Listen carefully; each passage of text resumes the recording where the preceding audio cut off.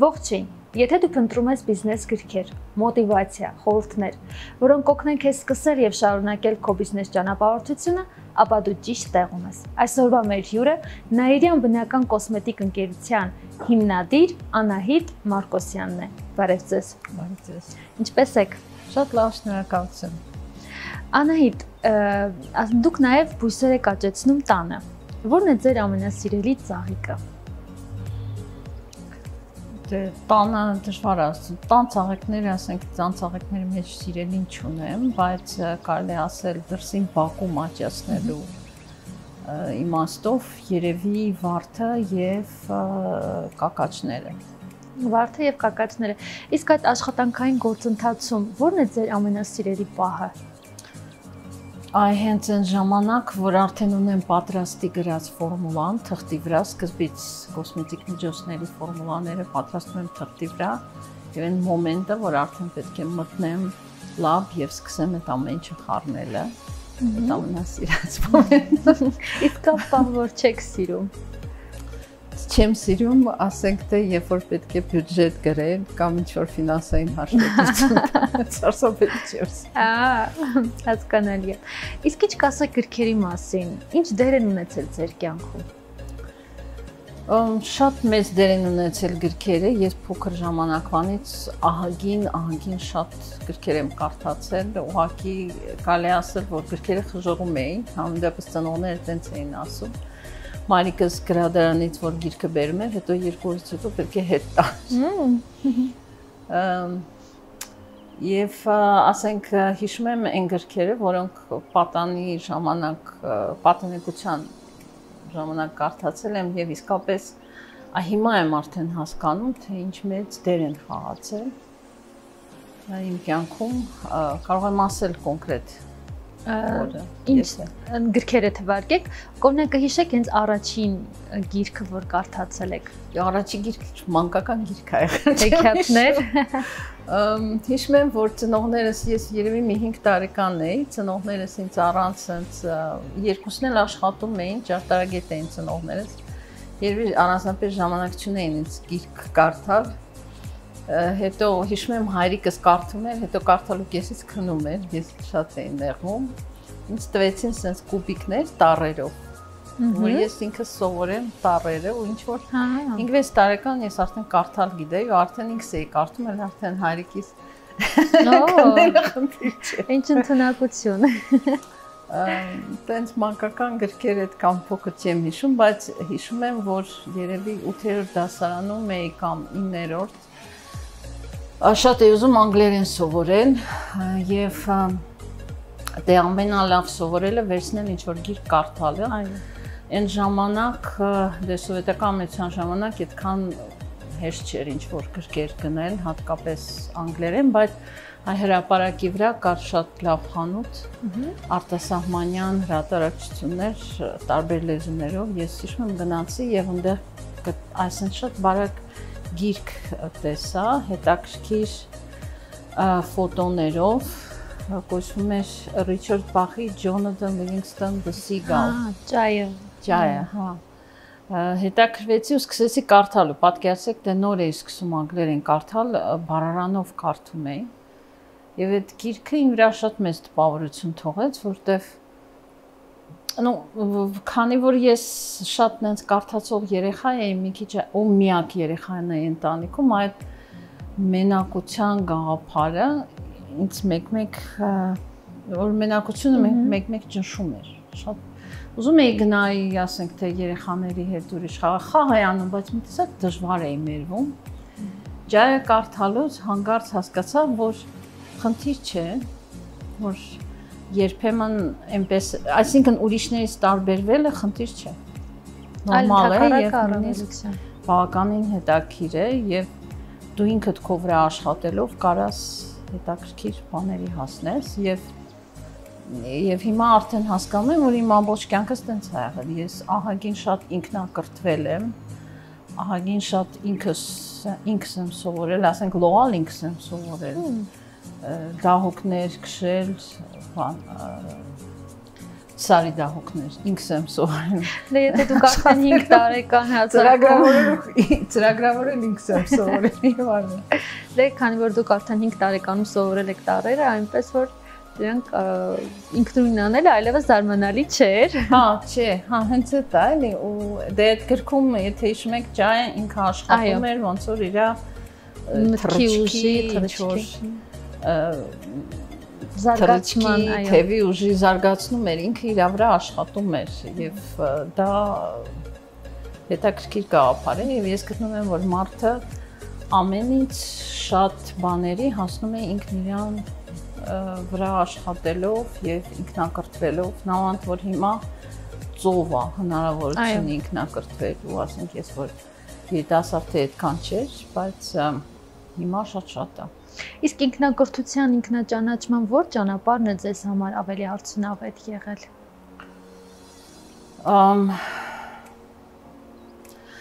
Դե ասենց ասեմ, իմ համար միշտ ես ոնց որ թե երբեք չեմ բավարարվել։ Ասենք եթե ինչ որ բանի արդեն հասել եմ, չեմ բավարարվել։ Միշտ ուզեցել եմ մի քիչ ավելի շատ։ Եվ շատ կարևոր է եղել, որ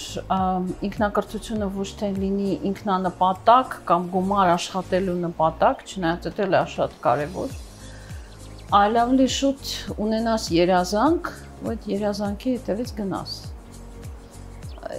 Նպատակ բիզնես սահմանելու կամ ինչ-որ նոր հետաքրքիր աշխատանք գտնելու չպետք է լինի միայն, ասենք,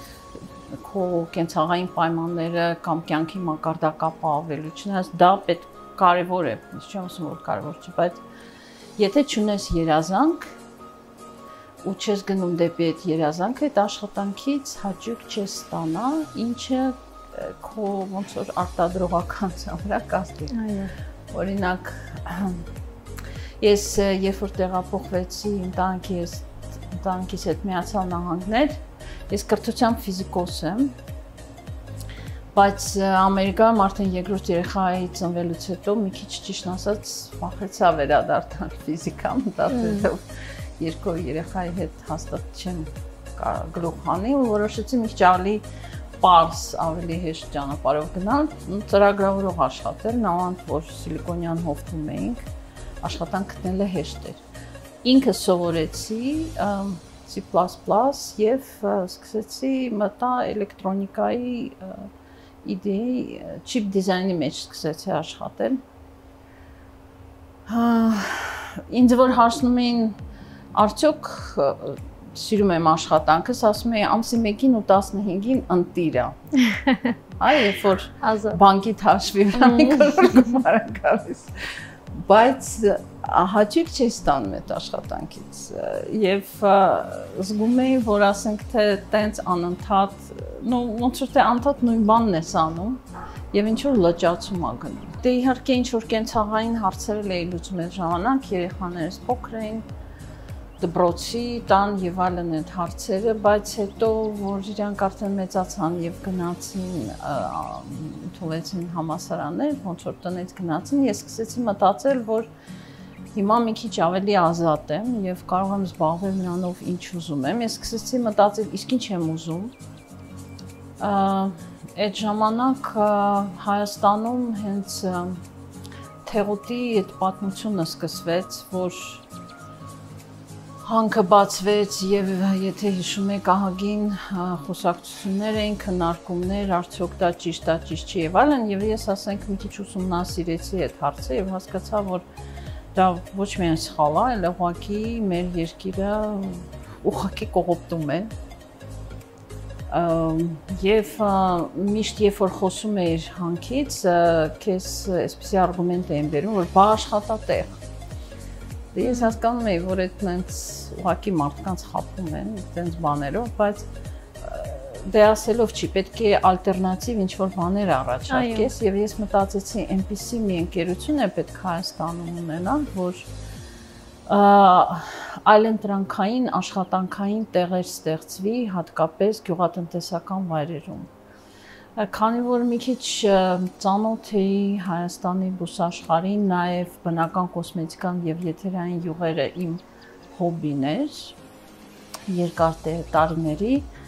հասկացա, որ շատ լավ կլիներ Հայաստանում դրվեր մի այնպիսի ընկերություն, որը կլիներ կանաչ կայուն ընկերություն, այսինքն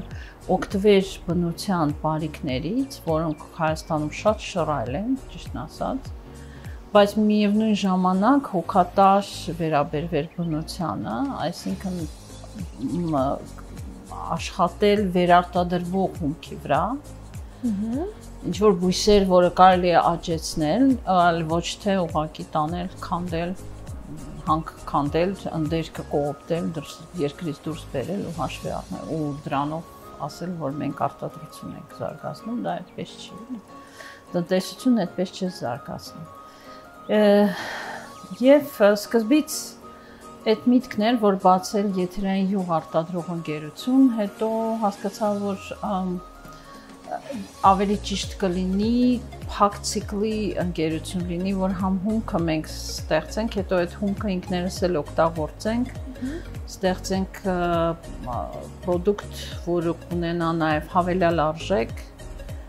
փոքր չափի, որ հեշտ լինի Հայաստանից դուրս բերել, ինքնաթիռով ես դուրս բերում, ոչ թե ֆուրերով եւ այլն, այսինքն ինչ-որ ունիկալ մի բան։ Եվ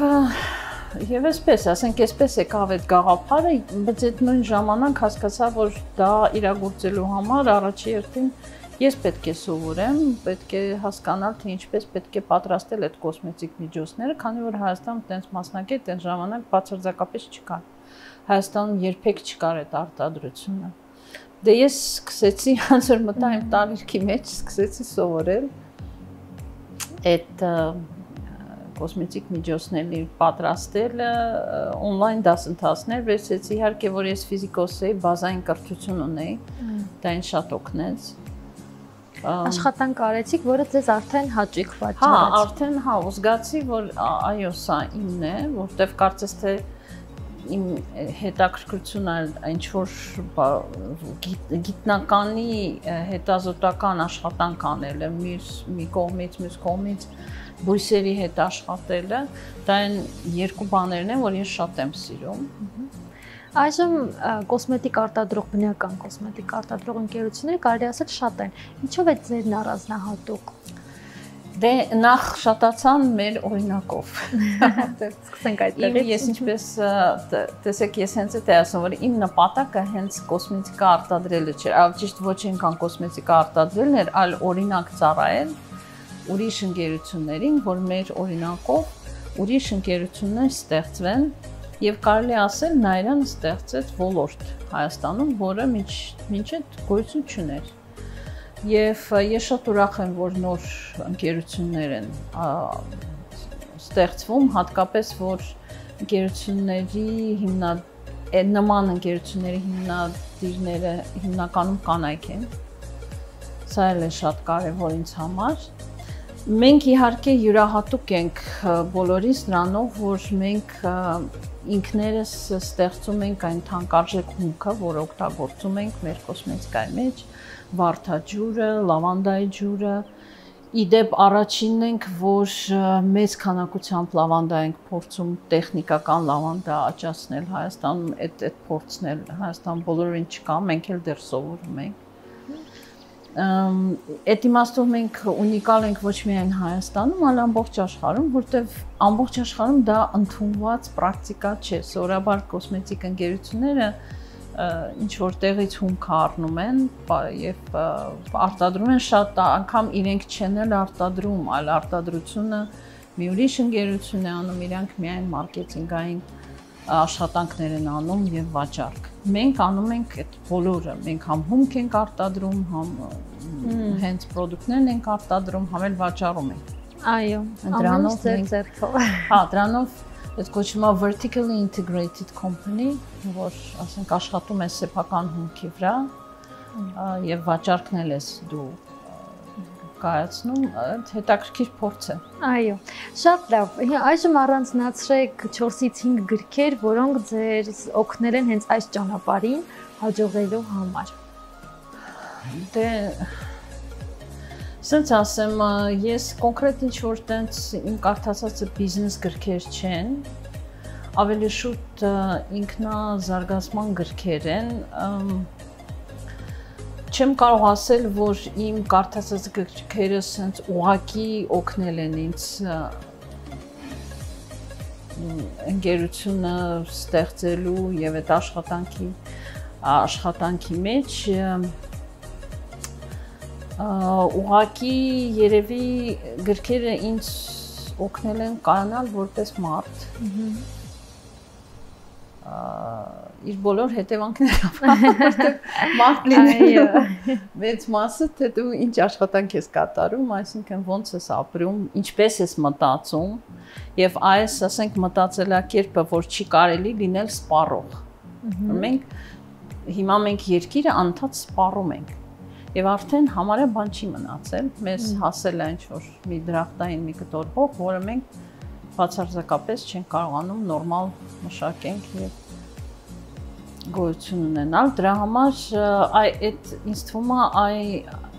ավելի շուտ այդ փիլիսոփայությունը, որ պետք է լինել ստեղծող, ոչ թե սպառող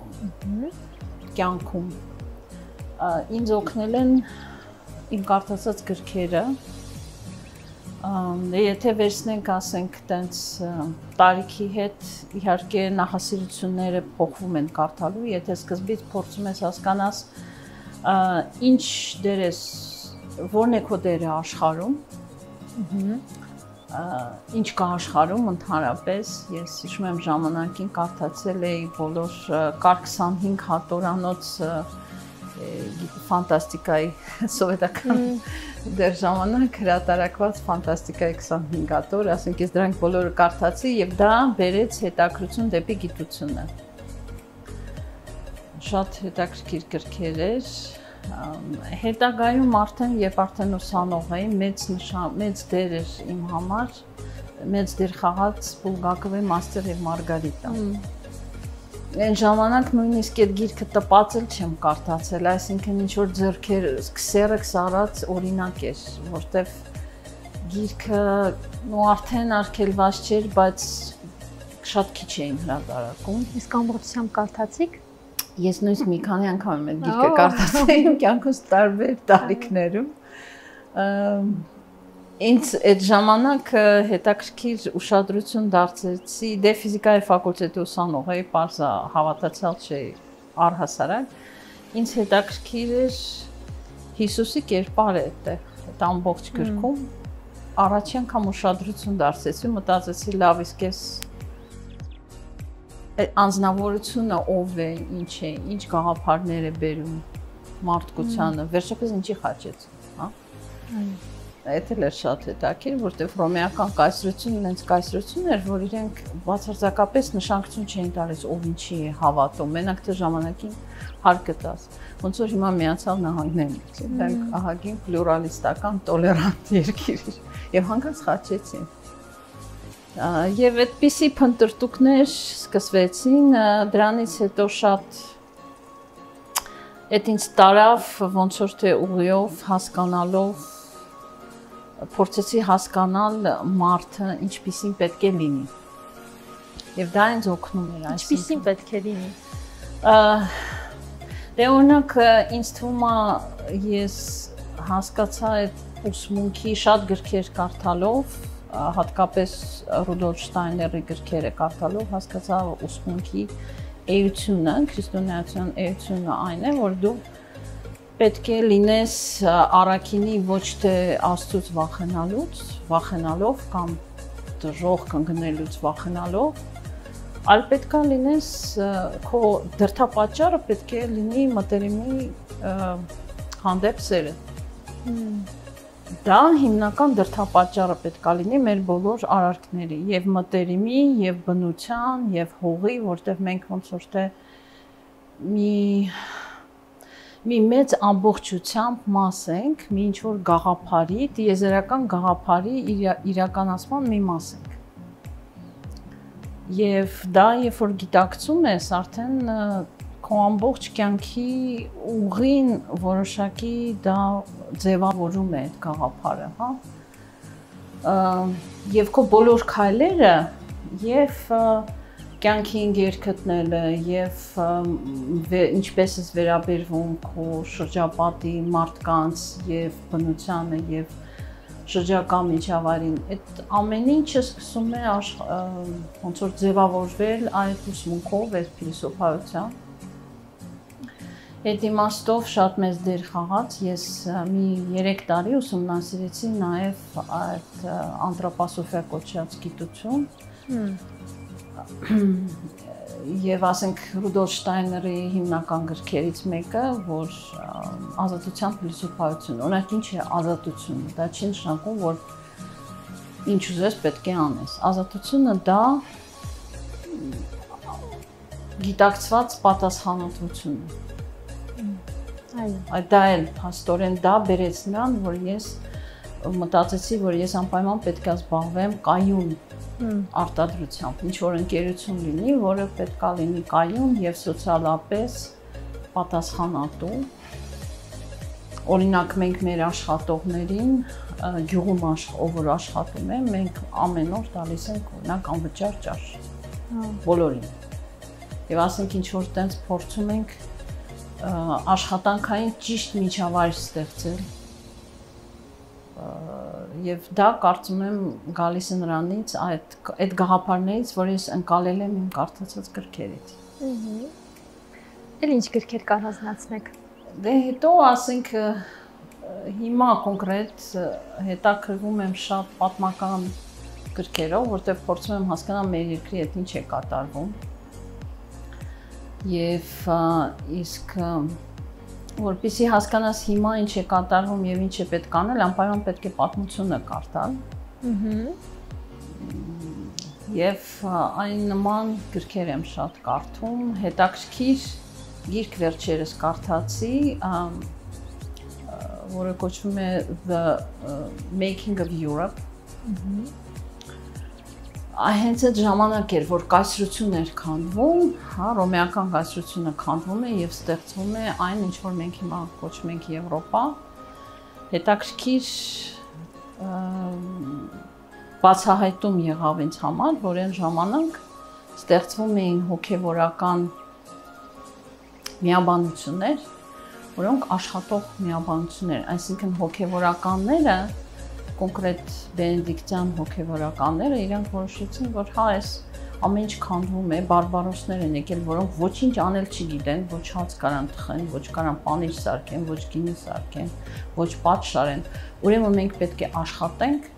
սովորացնենք ու ստեղծել մեր շուրջը համայնք, այսինքն եւ դա հետաքրքիր ձևով այդ զարգացրեց արևմուտքը, իսկ արևելյան հոգևորականները ուրիշ հոգեբանություն ունեն։ Իրանք ասում են, որ մենք պետք է մարդկանցից առանձնանանք, հեռու տեղեր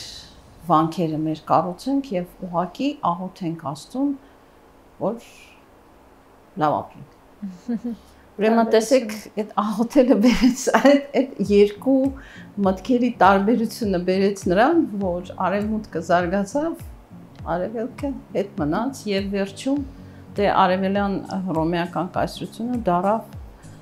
թուրքերին զոհ, չէ՞, Բյուզանդիան ոչնչացավ, իսկ ոնց որ արևմուտքը գնաց առաջ։ Եվ դա էլ շատ հետաքրքիր գաղափար է, որ ուղղակի հույս դնելով Աստծո վրա ու աղոթելով շատ բանի չես հասնի, պետք է աշխատել։ Պետք է աշխատել, շատ կոնկրետ քայլեր անել եւ պետք է աշխատել համայնք ստեղծելու վրա։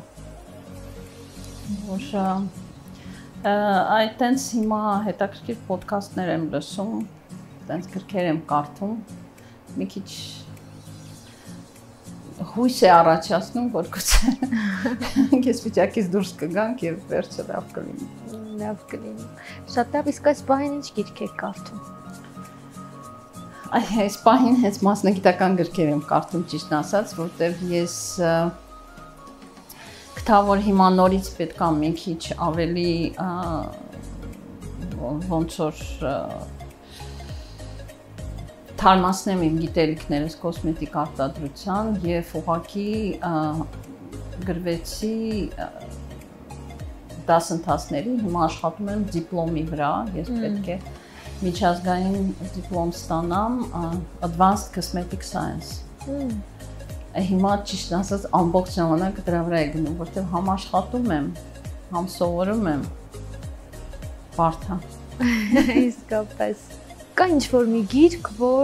որը սիրում եք նվիրել։ Թե ավելի շատ սիրում եք նվեր ստանալ գրքեր։ Չէ, ճիշտն ասած, ես գտնում եմ, որ գիրքը մարդը ինքն իրեն համար պետք է ընտրի։ Ես շատ եմ սիրում իմ ժամանակս անցկացնել գրքի խանութներում, հատկապես եթե գրքի խանութները մեծ են, օրինակ Միացյալ Նահանգներում կան հսկայական գրքի խանութներ, որ կարաս գնաս մի բաժակել սուրճ վերցնես ու սենց մտնես ու փորփրես, հետաքրքիր գիրք քո համար գտնես։ Ես գիրքը նվիրում եմ մենակ ժամանակին իմ երեխաներին էի նվիրում, հիմա փոքրիկ թորնիկ ունեմ, որ թորնիկիս եմ նվիրում եւ շատ մեծ ուշադրություն եմ դարձնում, որ այդ գիրքը լինի նաեւ շատ գեղեցիկ ձևավորված, որտեղ երեխայի համար շատ կարեւոր է, որ այդ գրքի մեջի նկարները լինեն շատ ճաշակով, թե երեխան անդադ նույն գիրքը մի քանի անգամ է կարդալ տալիս, չէ՞, ոնց որ փոքրիկ թորնիկ ունեմ, գիրքը կարդում ես, ասում եմ, էլի։ Փորձս էլ լավ է ստացվել, որտեղ երկու երեխաս էլ շատ կրեատիվ են, մեկը ճարտարապետ է եւ իդեպ ինքը մեր ընկերության բրենդինգը լրիվ ինքն է արել։